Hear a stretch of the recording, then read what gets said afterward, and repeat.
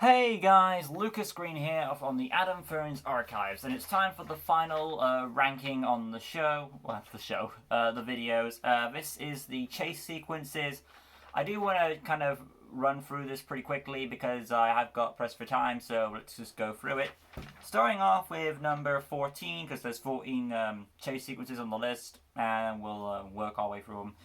First is number 14, the worm chase sequence. This is basically forgettable for me. I barely remember the music, and it was very dry and very hard to feel a beat going on. And it had some peculiar visuals too, so it's very low on the list for me. Number 13, House of the Future. Okay, this one makes a bit more sense with the visuals and the music because it's got like a futuristic vibe over your, and it has this off-tone kind of thing with that futuristic vibe. So I'm okay with that. Number 13. Number 12, No Control, which is the Wakumi bird. I mean, this one fits a bit better with the whole native tribe type feel.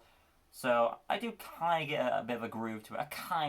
A groove for number 12 on the Wakumi bird chase sequence. 11 is the Scooby-Doo snack monster. Now, this is a nice one because it builds up throughout the factory. For each machine, it builds up and builds up and builds up, and it's building up to that climax. So it's a nice adrenaline rush. Yeah. Number 10 is Yuri, which is basically the 30-foot Shaggy chase sequence where they're running for the cops. It's not my favorite, but I'll take it over the Scooby Snack Monster because of the whole, how respective it is to culture, I guess. And there's something about that, maybe there was a bit more of a catchy tone to it more than the Scooby Snack Monster as well. Number 9 is Time Running, which is the Pharaoh Scamsy's chase sequence, which has a nice bit of a chill beat to it, so I can get into that. And the visuals are pretty good, especially with that money head wrap reveal. Yeah, very good there. Number 8 is the Sahara, which I believe is the one with the centaur. And that was an odd chase sequence because it was more of them going from point A to point B, and then you had that kleptomaniac on the bike as well. So that was a bit of an off one, but it had a sort of a beat to it that kept me interested. Number 7 is Southbound, which is the Fish Fiend chase sequence. Again, this is another one that's kind of there, but I do remember it more than the Centaur one, hence why I'm pushing up a bit there. Next up, we have number 6, Petrified Bride. Obviously, I do remember this one more than the Fish Fiend. That's because of the Hex Girls, obviously. And the lyrics were kind of, I'm not going to forget the lyrics of He wants my head all every day. All away, by the way, yeah. So I do get that jam in my head sometimes, even if it's a jam I don't like, but I still get it. The visuals are kind of there. It's early Scooby-Doo type hijinks, so at least there's something to it. Number 6 is Petrified Bride, like I said. Number 5 is Shout It Out Loud. Yep, shout it out loud. This is where the Kiss song was in. That was even though I'm not a big fan of Kiss, and neither is my friend Adam, I still did enjoy the song because it was very catchy, so it lived up to that. As for the only problem is the visuals are kind of because you're all locked into one room and it doesn't last long, so that's why it's where it is. Number 4, Now I Wanna Be a Good Boy, which kind of makes sense because you're dealing with the cat creature is supposed to be against dogs, so it kind of fits there.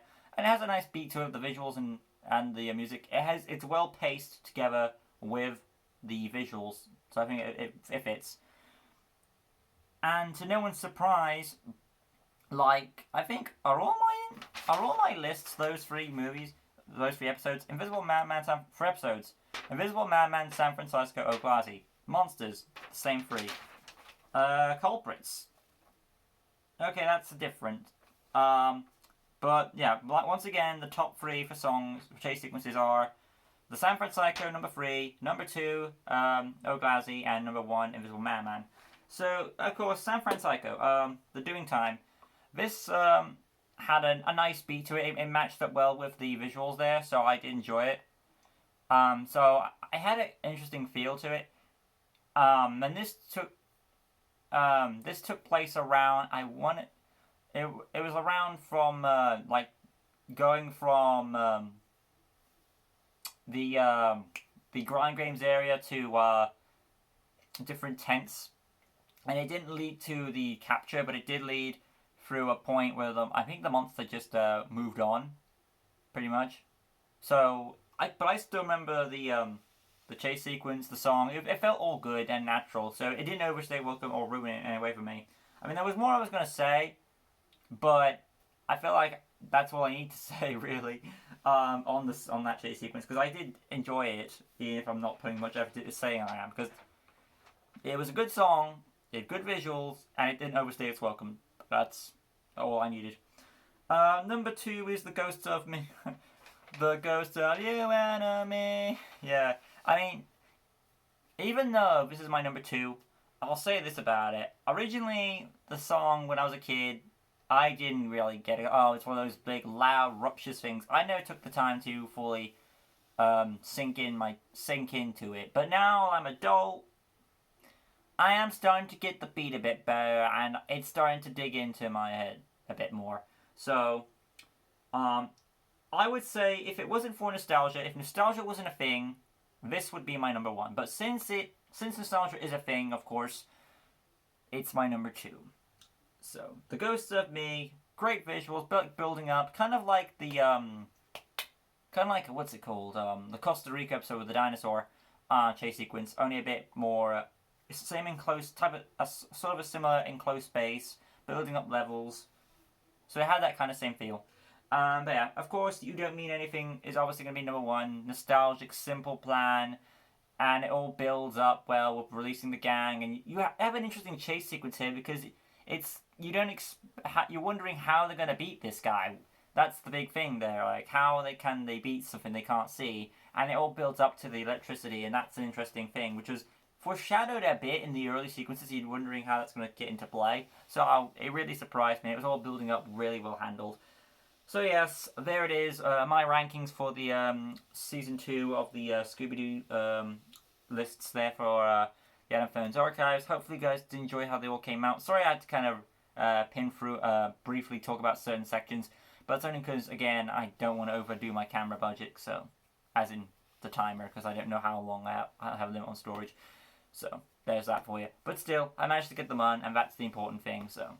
Thank you all for watching, and I'll see you guys whenever I come back for Scooby-Doo Season 3, whenever that happens, and whatever videos await us. So thank you for watching, and I'll see you next time.